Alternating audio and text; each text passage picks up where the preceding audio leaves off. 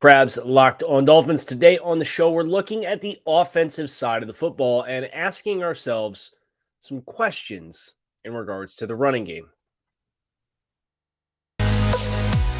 You are Locked On Dolphins, your daily Miami Dolphins podcast, part of the Locked On Podcast Network, your team every day.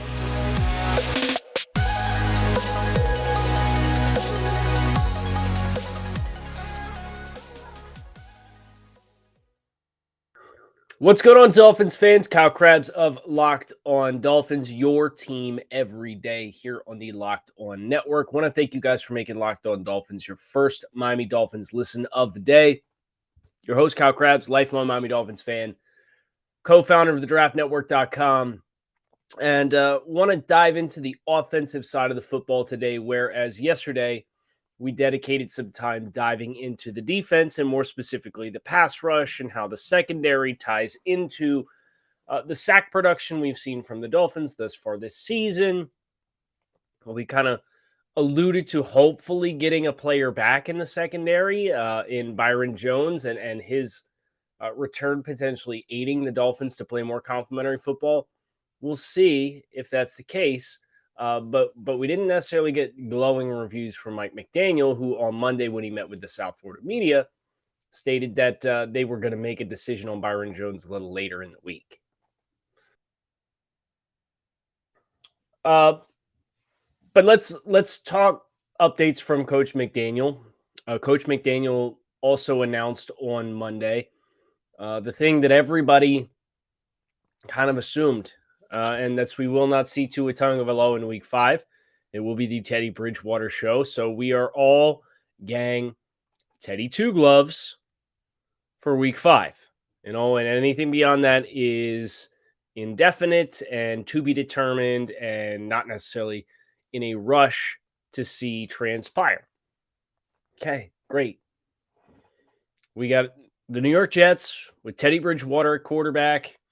We got to figure out how to make life work for this week and this week only. And then next week, we will worry about next week and next week only. You know, we can't really do too much of the big picture stuff when your starting quarterback is out indefinitely, which works out well because it kind of meshes with my aspirations on what I wanted to talk about today on the show, which is the running game for the Dolphins is where the focus is today. And if we're going to make life work this week and this week only with Teddy Bridgewater.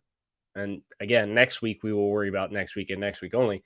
But if we're going to make life work, you have to help Teddy Bridgewater with a rushing attack that is better than 30th in the NFL in rushing yards and 28th in the NFL in yards per attempt. That's where we're at right now. Death, taxes, and the Dolphins' running game being very close, but not quite where it needs to be. And I think this has been one of the biggest surprises for me this season. Not the success, not the defense kind of having a more versatile menu because they brought everybody back.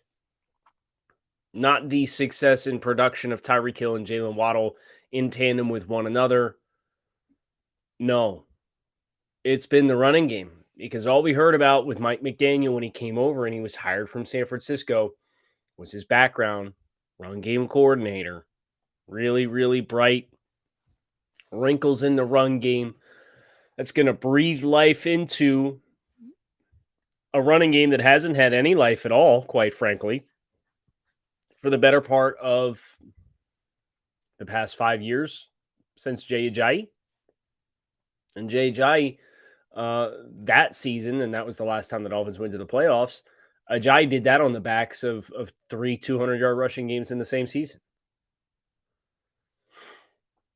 And I will say this, I have been patient with the running game. I think we are very close in the running game, but you can't afford to play the Jets with your backup quarterback and average 2.8 yards per rush and rush the ball 15 times for 60 yards. That just can't be the formula. Now, I do think here's the problem. some of the barriers for the Dolphins offensively being able to run the football more effectively are personnel related. I just got done watching last night. It's 5 a.m. on Tuesday. My butt stayed up and watched all of Monday Night Football with the Rams and the 49ers. And the 49ers handed it to the Rams up front. And the way that they managed and accomplished to do that, they did it without Trent Williams. Their starting left tackle is the best left tackle in football. And they did it with a rookie right guard and new starters at both left guard, Aaron Banks, and at center. Mike McGlinchey is the only returning starter right now on that line from last year's team.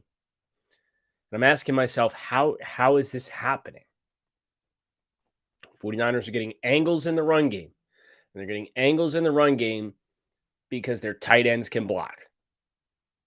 And this is not a Mike Gesicki exclusive comment. The Dolphins have not had Ethan Carter. He's been out the last 3 weeks with the concussion. Obviously, a very scary incident. Him getting knocked unconscious on the field against the Patriots on a kickoff. Hunter Long, last couple of weeks, ankle injury. Been unavailable for the team. And people asked me, and I made a comment about this on social media last night and had a couple Dolphins fans chime in and ask about Hunter Long. There's a reason why I was gassing up Hunter Long this summer, and it's because he has the physical skill set to be the blocker the Dolphins need at the tight end position. Durham Smythe, really hard-nosed football player, brings a lot of value to your 53-man roster, but if he is your starting inline tight end, I don't think he has the anchor, and I think he gives up a little bit too much. So he gives up a little bit too much penetration. If you're talking, that's what an anchor is. And I think he's beat across his face.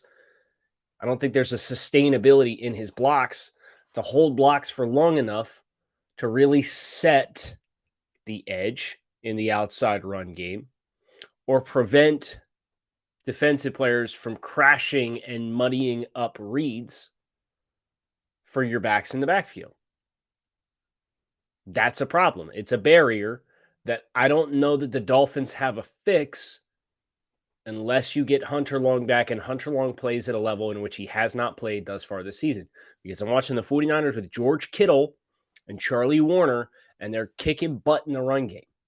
Obviously, Kyle Juszczyk is there, but Alec Ingold, I think, can provide a similar role. Maybe not the same value because Juszczyk is the best in the NFL at that role and what he does.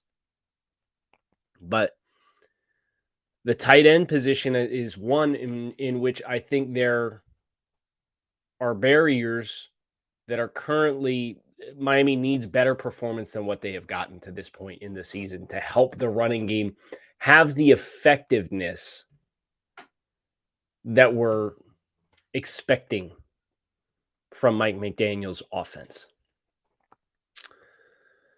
I've been using AG1 for quite a while now, and it is, I know I mentioned it's bright and early on a Tuesday morning here, and AG1 helps me really start my day off right and helps make sure I have the energy I need to get throughout the entire course of the day. You know, I've wanted more energy, got to be productive.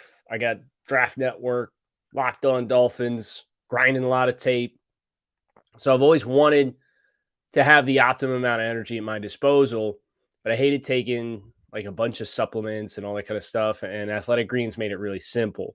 With one scoop of AG1, you're absorbing 75 high-quality vitamins, minerals, whole food, sourced superfoods, probiotics, and adaptogens to help start your day right. Their special blend of ingredients supports your gut health, your nervous system, your immune system, your energy, your recovering, your focus, your aging, all of those things. It's lifestyle friendly. Whether you eat keto, paleo, vegan, dairy-free, or gluten-free, contains less than 1 gram of sugar. There's no GMOs, no nasty chemicals or artificial anything. While still tasting good, it supports better sleep quality and recovery, supports mental clarity and alertness. It's one thing with the best thing. AG Athletic Greens uses the best of products available on the market. And right now, you can reclaim your health and arm your immune system with convenient daily nutrition with just one scoop in a cup of water every day. That's it. No need for a million different pills and supplements. To make it easy, Athletic Greens is going to give you 1 free year supply of immune-supporting vitamin D and 5 free travel packs with your first purchase. All you have to do is visit athleticgreens.com/NFL Network. Again, that is athleticgreens.com/NFL Network to take ownership over your health and pick up the ultimate daily nutritional insurance. The other personnel challenge, and this is a player who played admirably when he's first placed into the lineup. Greg Little, Sam Hubbard worked Greg Little big time. And if you're not getting quality blocks on the edge and you've got an offensive tackle now that's getting bubbled back, you're really going to have a hard time finding consistency in the run game. And my challenges with Liam Eichenberg are the challenges that I have with Liam Eichenberg at left guard. But I will say this, I do think Liam gives you better value in the running game than he does in the passing game right now. His instincts and feel for stunts and games and passing off in protection, that's a big challenge for him right now. But as far as the run game, the Dolphins run some power with him. They run some trap with Liam Eichenberg, and he typically gets fit on those. And he does have movement skills at the point of attack to anchor and drive. Now, his balance and base, I think, betrays him at times. I think he overextends himself, and that's why he's a little too far out over top of his toes. And you'll see defensive linemen that can pull him off of his set or pull him off of his base. But the Dolphins are a team that's engineered to run to the perimeter, right? And they are playing with a right tackle and tight end play that really compromises what they are able to successfully secure on the perimeter. So I think from a personnel standpoint, those contributing factors are really, really hurting the Dolphins. Now, I've said this in the past. I do think some of the game scripts in which the Dolphins have fallen into did not help either. You know, playing Lamar Jackson, playing Josh Allen, the pressure of those games to feel the need to score points and get the ball into your best players' hands. And this is a different thing from San Francisco, as Mike McDaniel's best players play wide receiver. So from a core sense of getting your best players the ball, I applaud that effort. And I think in at least 2 of the games in which the Dolphins have played, and again, the Buffalo game is a bit of an asterisk just because the Dolphins offense wasn't on the field, right? Like, I'm not going to hold it against you if you only rushed for 41 yards, if you only ran 39 total plays, and you were chasing Josh Allen the entire time. So I can't kill him for that. I can't. Baltimore, 86 rushing yards. It's the season high, the high watermark thus far.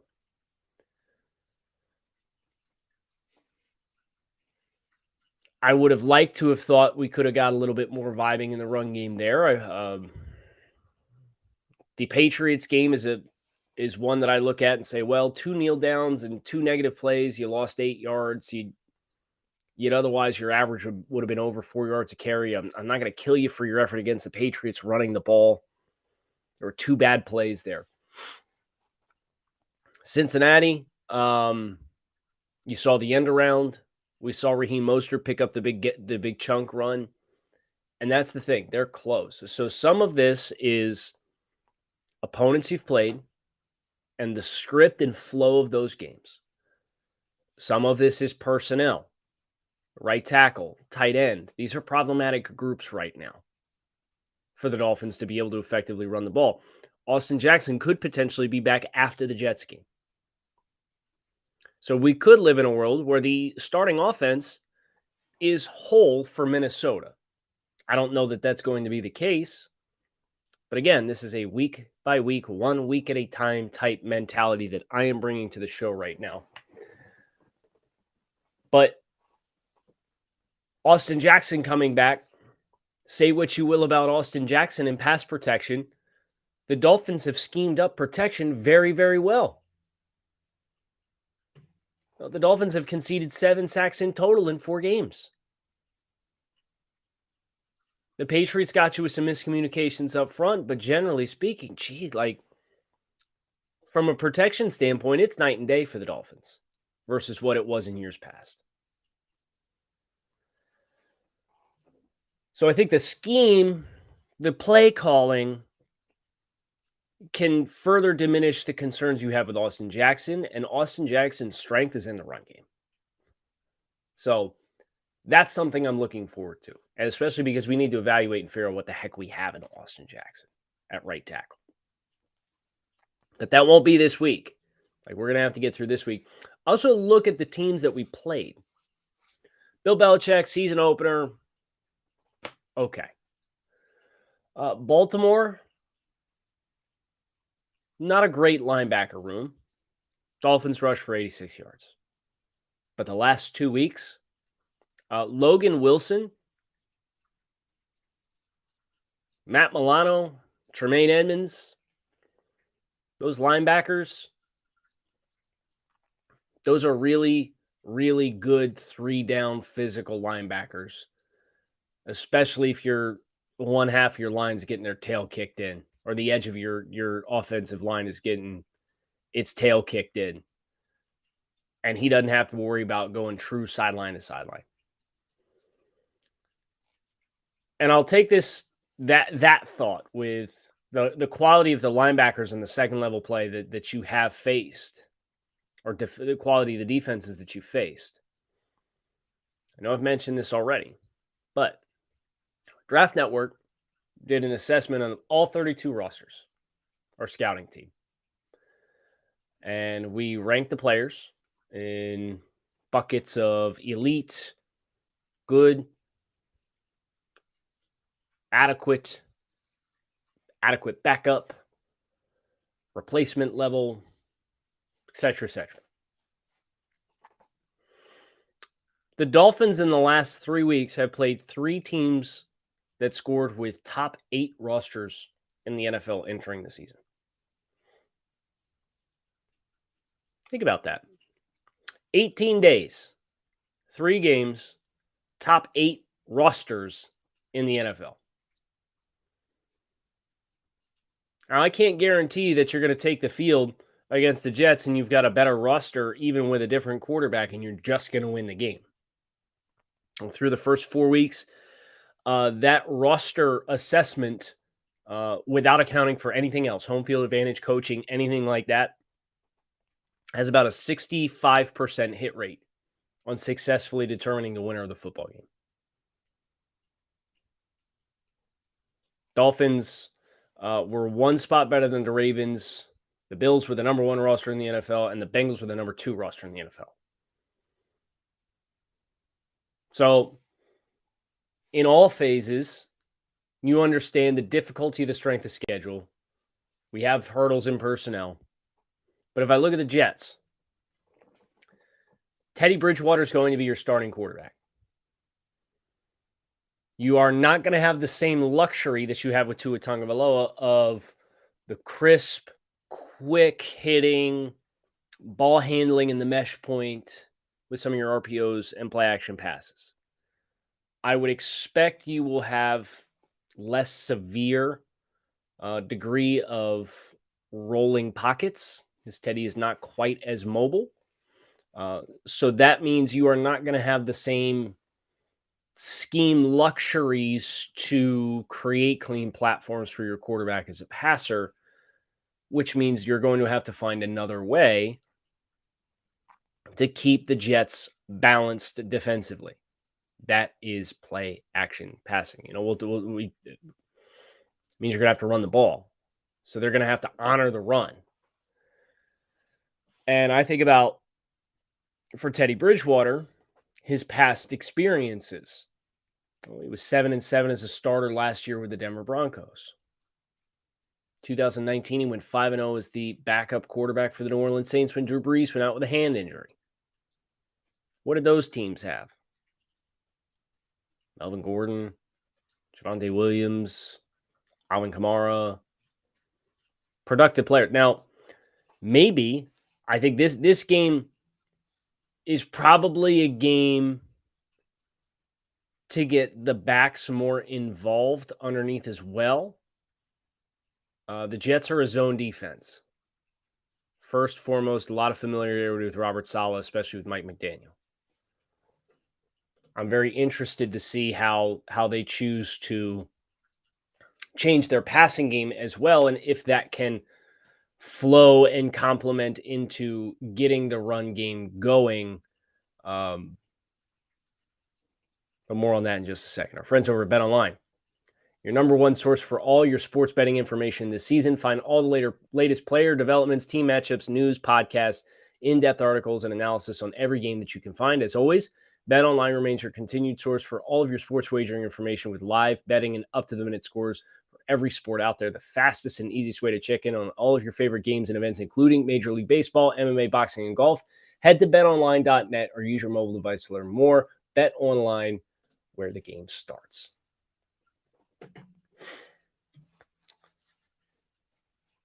I think we probably got to start going with our hot hand, too, in the backfield. And you've seen it kind of start to transpire over the last couple of weeks. I'd probably get Edmonds third down looks, and I would probably have Mostert on the field at a higher clip than Edmonds. Edmonds, 28 carries, 85 yards, 2 rushing touchdowns, 3.0 yards per carry. Mostert, 39, 147, 3.8 yards per attempt. No touchdowns yet this season. And I'll say this for Mostert, dude, blocks his rear end off. For a running back, a running back who has quote-unquote durability questions, Raheem Mostert puts it out there every time the Dolphins are on the field, and I respect the heck out of it.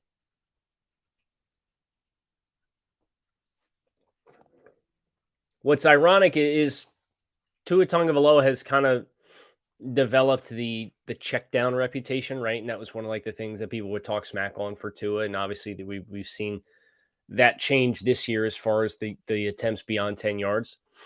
But Teddy Bridgewater is actually kind of that guy. And I don't necessarily know that that's a bad thing against the Jets, where if you have this speed, you're going to pull these linebackers off. Treat the backs out of the backfield as an extension of the running game. And I think that way, if you find you're having trouble with some of the personnel issues, you can manufacture some of the same results with getting the back outside, in space, the football, and then letting them be playmakers. So I don't know that there's necessarily a true fix until our personnel comes back. I think Austin Jackson and Hunter Long would go a long way in giving us some more clarity on just what the ceiling is this year for the actual running game. But there's some workarounds that the Dolphins are going to have at their disposal. Be interested to see how much they offer them against the New York Jets. Because again, this is 1 week at a time right now, or we're going to try to stay in the here and now. We have the mailbag tomorrow, Power to the Pod. So looking forward to hearing from all of you. So bring all your best stuff, all your questions. We will tackle that and then cross over Thursday with Locked On Jets. And then Friday, we have crafting a game plan to defeat the New York Jets. And I am very thankful to be crafting a game plan that doesn't necessarily involve having to face elite offensive weaponry and schematics, like for the first time in a month. Lamar Jackson, Josh Allen, Joe Burrow.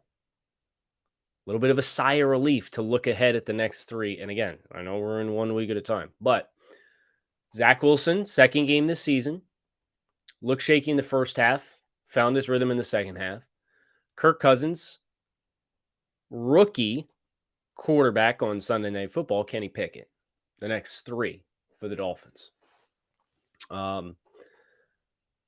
I think you'll see kind of a regression to the mean with some of the yardage and points that the Dolphins have allowed. I do think there's going to be an opportunity to kind of batten down the hatches here a little bit. And we'll talk about that on Friday. Have had a couple of you guys reach out. You do a MetLife takeover, all that kind of stuff. Unfortunately, I will not. I'm going to be in Tuscaloosa this weekend with Draft Network through Sunday morning. I will be home in time for the game, but I'm landing my flight home from Birmingham, Alabama, at Texas A&M, University of Alabama playing, and we're doing tailgate and a live show on Friday and all that kind of stuff. I won't be landing back at home until around 11 o'clock, which unfortunately means that mathematically I ain't getting the MetLife takeover. So I appreciate those of you who have reached out and have inquired about me being there. I will get you guys soon, but it will not be this weekend for my next Dolphins stop of the season. So Kyle Krabs, fins up. Keep it locked in right here on Locked On Dolphins. Thanks for checking out the show. Make it a great rest of your Tuesday.